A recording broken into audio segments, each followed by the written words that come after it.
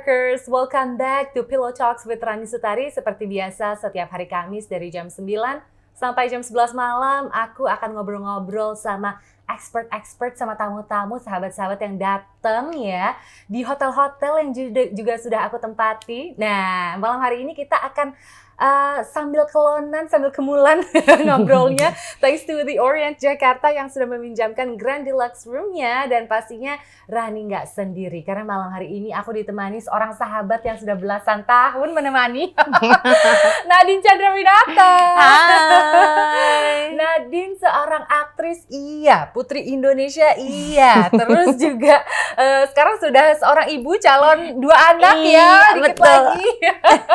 Komanya banyak ya. Komanya banyak ya kan, tapi juga Nadine tuh gue salut banget sih sebenarnya Harockers, karena memang dari dulu sama isu atau tema lingkungan, saving the ocean, saving everything gitulah ya, karena Saving our life. selain jadi housewife kayak banyak tuntutannya ya, tapi sebelum itu gue juga udah tahu banget sih dari awal membuat Sea Soldier. Jadi above all of that, memang Nadine itu benar-benar concern sama lingkungan, makanya membuat atau menjadi seorang founder dari Sea Soldier. Tapi pertanyaannya ini kayak kita harus kenalin dulu nih ke Harockers. Sea Soldier tuh apa sih? Ngapain aja? Gimana sih untuk menjadi seorang Sea Soldier? Iya, kenapa Sea Soldier? Karena kalau kita mau ngajak kerjasama sama orang, kita butuh kepastian kan. Bukannya sekedar cuman kayak, oke, bikin event sekali, bicara tentang lingkungan, habis itu hilang. Nah, itu yang berapa kali gue rasain karena pada saat gue lagi berjuang sendiri tanpa ada Sea Soldier-nya, tanpa ada NGO dan maksudnya NGO lain segala macam. Jadi pesannya tuh nggak kesampaian gitu ke masyarakat, nggak bisa ngajaknya tuh susah banget gitu. Jadi gue pikir gue harus saklekin nih gitu. Kebetulan partner gue si Dini, Chef Ningrum, dia juga concern di lingkungan. Kita coba bikin bareng-bareng biar lebih birokrasinya lebih jelas. Betul. Terus kalau kita mau ngajak orang kolaborasi dengan adanya payung Sea Soldier itu akan lebih kuat lagi, pesannya lebih tersampaikan lagi, dan kita jadi ada barometernya. Betul. Barometernya yang dulu tempat itu mungkin tidak terlalu peduli sama lingkungan, sekarang udah peduli lingkungan. Kenapa kita lakuin ini? Karena lingkungan itu bagian dari hidup kita. Oh iya. Nggak mungkin lah kita kemana-mana, lingkungan di mana-mana. Betul. Dan trigger awal adalah gue pengen hidup sehat, artinya lingkungan gue harus sehat dulu dong. Setuju. Nah, kalau lu nggak sehat, gue nggak akan main sama lo sih. Yes. Setuju banget. Jadi memang concernnya itu gimana caranya kita punya hidup yang baik, sehat dan enak kalau lingkungan kita aja nggak sehat gitu ya. Iya, jadi triggernya adalah karena pasti diri kita sendiri kan. Betul. Dulu yang kita pikirin, gue pengen sehat nih, artinya lingkungan gue harus sehat. Generasi berikutnya, maksudnya anak cucu gue nanti gue pengen hidup sehat. Jadi gue harus punya support system sekitar gue yang hidupnya sehat. Sehat dengan dalam arti secara mindset, ya pikiran ya, terus sama di luar. Nah, kalau udah di luar artinya lingkungan-lingkungan di mana kita berpijak, baik itu di rumah, di kantor, di tempat kita jalan-jalan. Dan pada saat kita yang di jalan-jalan ini, kok gue rada risih ya setiap kali gue ke pantai. Dan kalau di pantai pasti kan kita demen pengen kayak, oke, pause, foto, cek gitu. Ini harus ada ini crop nih sampah, atau geserin sampah dulu. Jadi mau foto di spot itu aja harus geserin sampah. Kok ribet ya gitu. Kenapa nggak kita foto di mana ya udah langsung foto gitu. Nah, itu yang buat gue juga berapa kali kalau ke daerah, gue pengen pada saat gue foto gue nggak mau ribet kayak gitu. Dan gue nggak bisa ngelakuin sendiri gitu. Kayak kita datang nih ke daerah mana? Ya kita menikmati, abis itu kita balik lagi dong ke Jakarta gitu. Nah, yang jagain daerah itu siapa? Nah, makanya kita bikin Sea Soldier. Amin sekarang udah di 15 kota. Jadi ada penjaga lingkungannya di tiap regional gitu. Ini makanya pentingnya Sea Soldier itu ada di banyak daerah sih ya. Soalnya biar menggerakkan orang-orang yang ada di daerah tersebut juga tetap di-remind terus gitu ya. Karena biasanya iya sih benar banget ya. Kalau kita cuma selewatan doang, ngomong aja gitu kan, cuma ingin menjaga lingkungan tapi nggak ada aksinya. Ini tuh yang sebenarnya agak sulit gitu ya. Iya, kita juga ngejagainnya kan juga sulit gitu. Kayak kita tetap judulnya pendatang ke daerah mana gitu. Tapi kalau mau berjalan ya makanya harus ada sistem yang baik untuk menjalankan sebuah visi gitu loh. Iya. Jadi memang lo pengen nge-guide nih hard rockers gitu ya yang ada dimanapun itu. Jadi nggak ya di seluruh Indonesia lah ya pastinya. Ini pengen diajakin untuk bener-bener ngelakuin aksinya gitu ya sebenarnya. Si Soldier berarti udah berapa tahun ya Din ya? Dari 2015, udah tahun ini 8. Oh, udah 8 tahun. Masih SD. Tapi sebenarnya yang namanya isu lingkungan ini kan tadi kita sempat bilang gitu kan, Sea Soldier gitu. Berat berarti, gitu ya kayaknya. Iya, tapi ini berarti cuma laut. Iya, cuma jagain laut doang dong. Loh, terus isu lingkungan hidup yang lain gimana, Din? Nah, justru itu karena kita punya filosofi air mengalir dari hulu ke hilir. Yes. Hulu adalah daratan, hilir adalah lautan. Dan kita ini negara kepulauan. Jadi dimanapun kita berada di daratan, mau itu di gunung tertinggi di Indonesia, di Kartens, sampai kita berada di pemukiman di Jakarta, kota-kota besar, itu semua larinya tuh ke lautan, ya dari sungai, kemudian ngalir ya udah. Nah, gimana caranya supaya ini laut tetap bersih, terus ekosistemnya juga baik, rantai makanannya juga oke, ya artinya yang harus dibenerin adalah di daratannya. Nah, kalau kita nih orang yang tinggal di kota, kan pada nanya, jauh, gue nggak perlu lah ngurusin laut-laut, orang kita nggak tinggal di pesisir kok, atau di desa gitu, yang danau-danauan atau sungai-sungaian, nggak perlu lah, biarin mereka aja. Biarin aja gitu. Lah, yang di daratan, yang di perkotaan itu justru yang paling menghasilkan sampah lumayan tinggi, karena penumpukan. Dan itu dari rumah. Kenapa dari rumah? Karena kita tidak memilah sampah dengan baik gitu Kak. Dan kalau di perkotaan tuh kan yang instan itu lebih mudah didapat ya. Setuju. Jadi yang instan itu pun memang gampang kita dapat, tapi karena nggak dipilah, nggak dicuci dengan baik itu biar bisa dipakai lagi, jadi susah penguraiannya tuh lama gitu. Dan karbon yang paling tertinggi adalah dari makanan. Banyak sisa makanan yang tidak habis, dan khususnya daging ya. Daging tuh tinggi banget karbonnya. Jadi energi itu bisa ya menghasilkan ya mau dia tidak ramah lingkungan. Nah, jadi udah di rumah makanan yang nggak habis, ya udah langsung bisa nggak menyebabkan bijak sih gitu. Iya. Wow, jadi sebenarnya yang namanya aksi menjadi seorang Sea Soldier itu bukan cuma laut. Pas lagi di laut, pas lo lagi liburan terus lo bersih-bersih sampah di pantai, bukan, tapi it starts from your home gitu kan. Iya, dari behavior kita sendiri, dan itu bisa dilakukan sama siapa aja. Bukan hanya ya yang kita fokus di lingkungan aja kayak gua, kayak lo gitu. Kayak semuanya bisa dilakukan. Tinggal kita mau milih yang mana sih yang mau diterapin dalam diri kita sendiri. Banyak kok caranya. Ada pemilahan sampah. Kalau seandainya memang suka main di rumah aja gitu, yang memang kan ada kan ya, maksudnya kayak kalau lo kan lo demen jalan-jalan ya gitu, berbaur ketemu banyak orang. Nah, mungkin sekarang gue banyak di rumah, jadi gue pasti banyak yang menghasilkan sampah tuh banyak dari rumah gitu.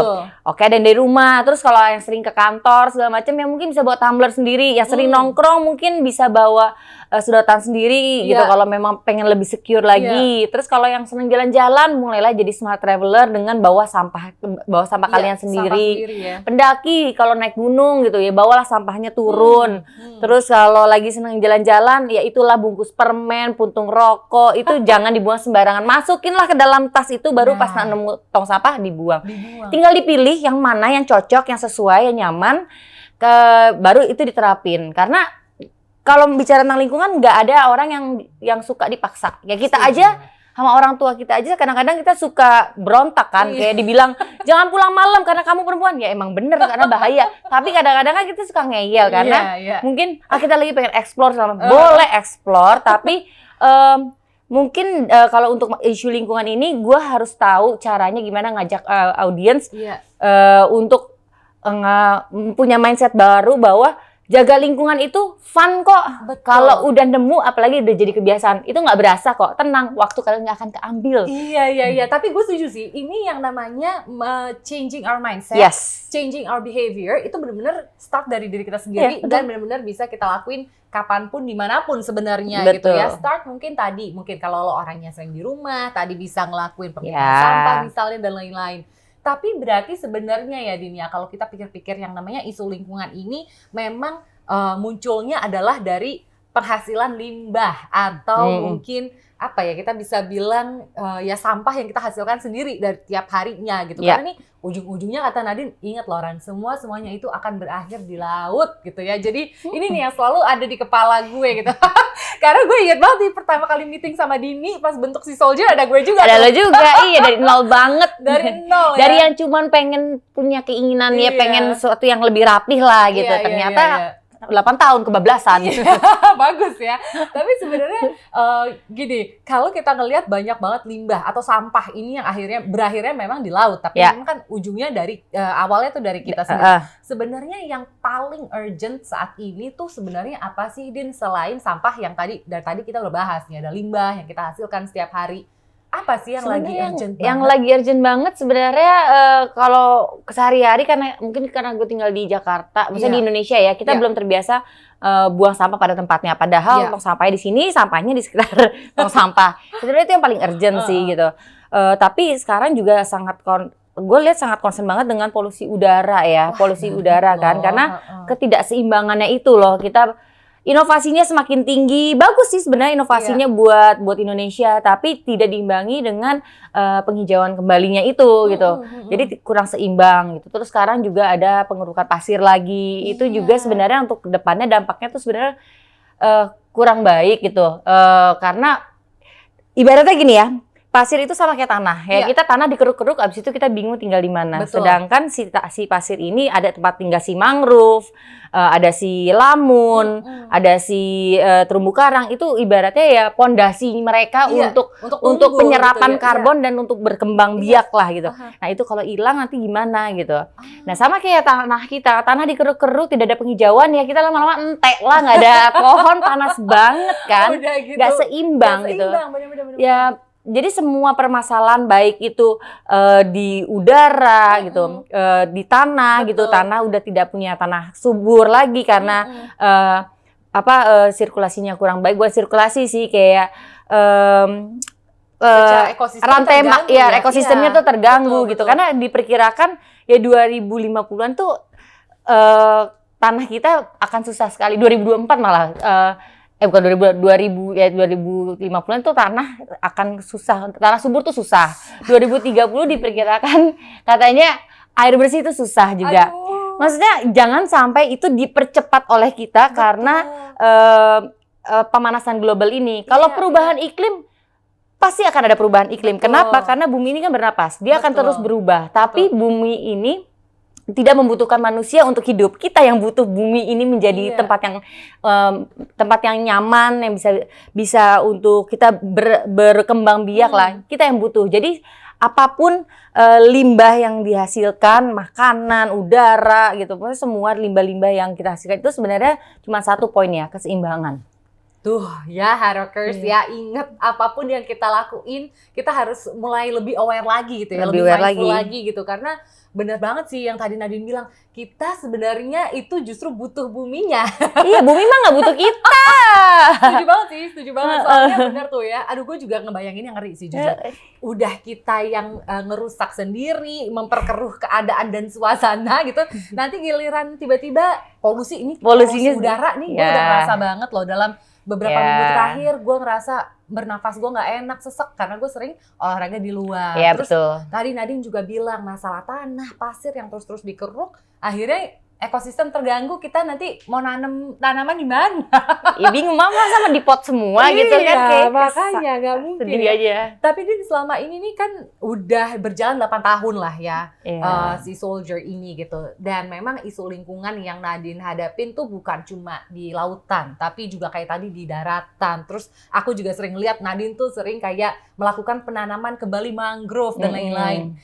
Ini juga pastinya berkat ada support gitu ya. Sebenarnya kalau dari Nadine atau si Soldier sendiri ngerasa nggak sih pemerintah itu udah nge-support banget kegiatan-kegiatan atau yayasan yang kayak si Soldier ini? Iya, kalau pemerintah full support ya, dan kita berhubungan baik dengan pemerintah karena kita butuh ibaratnya pilar dari pemerintah, karena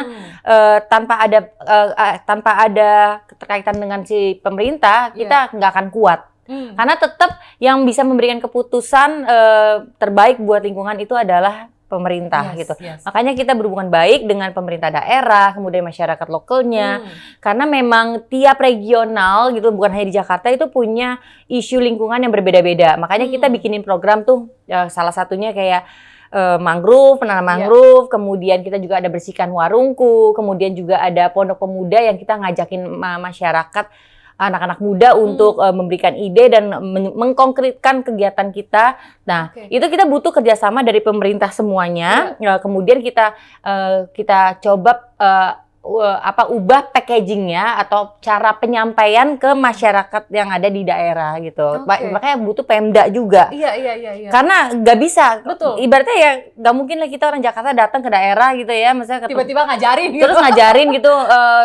Padahal mereka punya budaya masing-masing. Makanya kita di tiap regional itu kita mengangkat budayanya dan pemerintah kita ajak juga, dan bukan hanya pemerintah aja, tapi instansi yang berhubungan dengan lingkungan kita biasa ajak. Sama-sama belajar. Mungkin ada yang dulu tidak peduli, sekarang setelah bergabung dengan Sea Soldier atau kerjasama, mungkin cara dia berbisnisnya jadi lebih berubah gitu. Kayak mungkin packagingnya dulu pakai plastik banget, sekarang pakai kardus yang bisa didaur ulang gitu.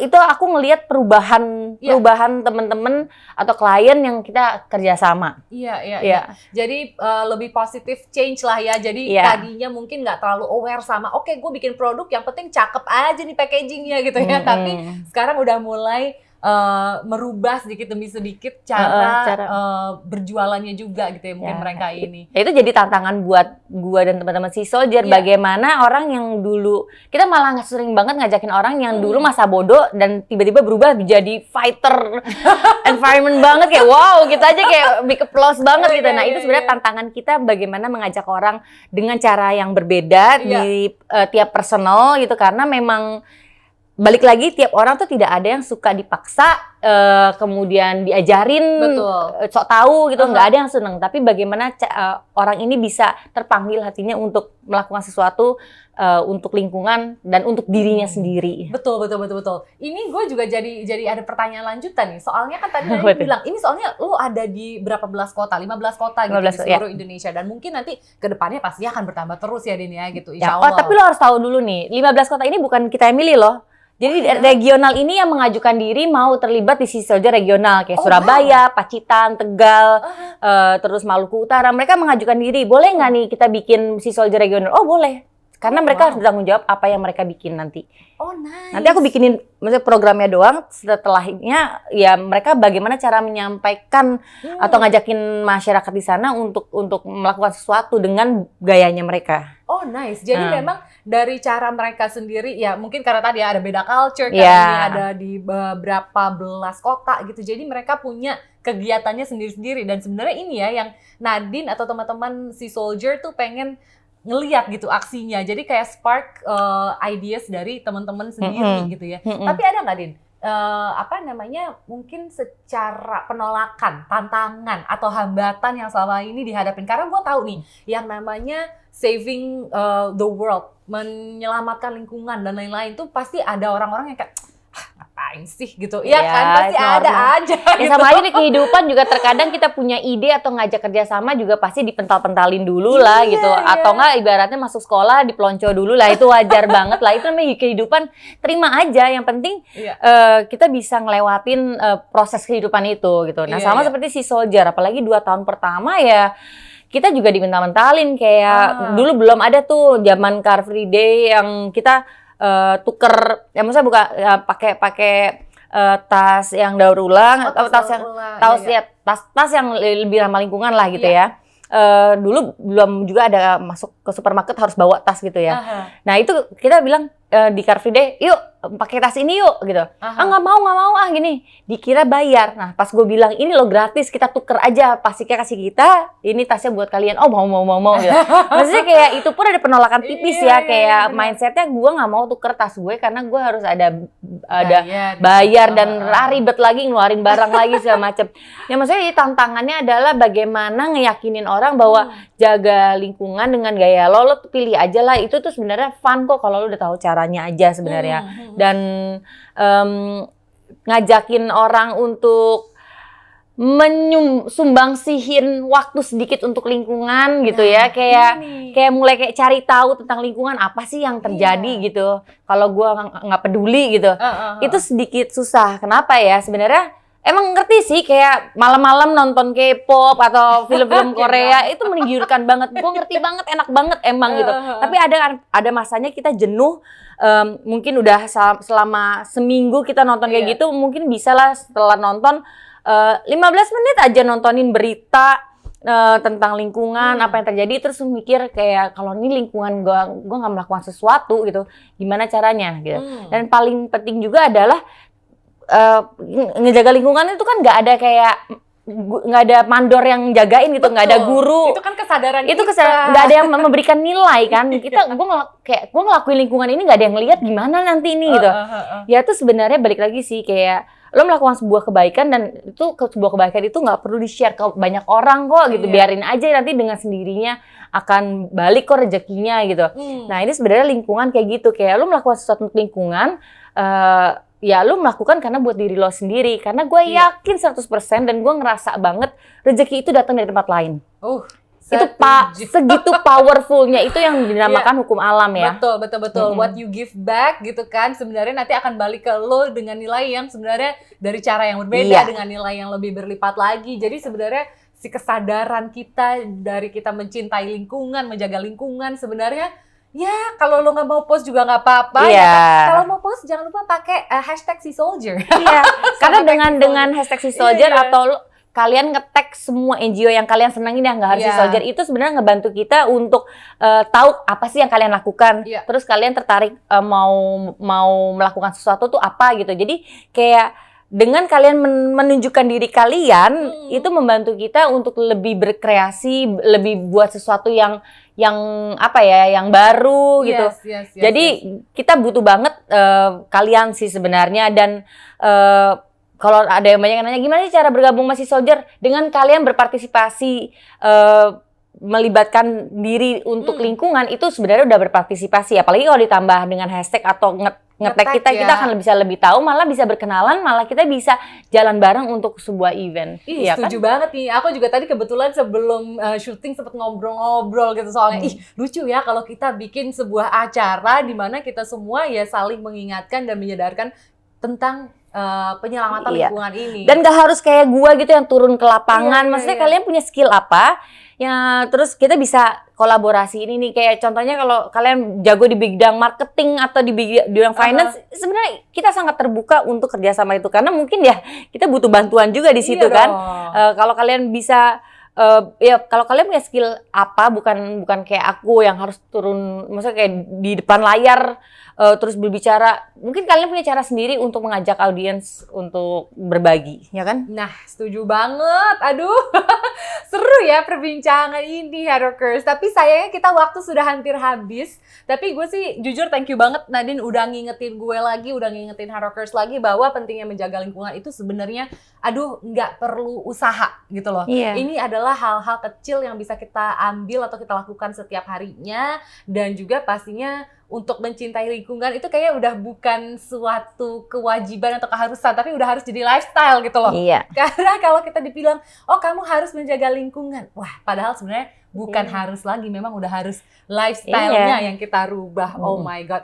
Thank you so much Nadine udah mau ngobrol-ngobrol. Buat Harockers yang mungkin juga malam hari ini sudah mendengarkan obrolan kita. Jadi jangan lupa juga loh, nge-tag ke SeaSoldier ya, pakai hashtag, atau juga mungkin kalau tag-nya ke Instagramnya gimana, Din? Ya kayak SeaSoldier _ aja sih. @SeaSoldier_. Nah ini juga buat teman-teman mungkin Harockers yang lagi nonton, lagi dengerin, mungkin pengen bisa kolaborasi kerja sama bareng untuk bikin aksi-aksi seru gitu buat save the world misalnya, bisa banget nanti langsung kontak ke sana. Thank you so much Nadine udah nemenin aku malam hari ini. Buat Harockers yang juga mungkin sedikit kelewatan obrolan kita tadi, nggak apa-apa, tenang aja ya, karena pastinya akan hadir di Spotify, MRA Media, Ruang Siar Juara, dan juga pastinya ada di YouTube channelnya Hard Rock FM. Kalau gitu, have a really good night Harockers, and I'll see you again next week in Pillow Talks with Rani Sutari. Bye! Good night!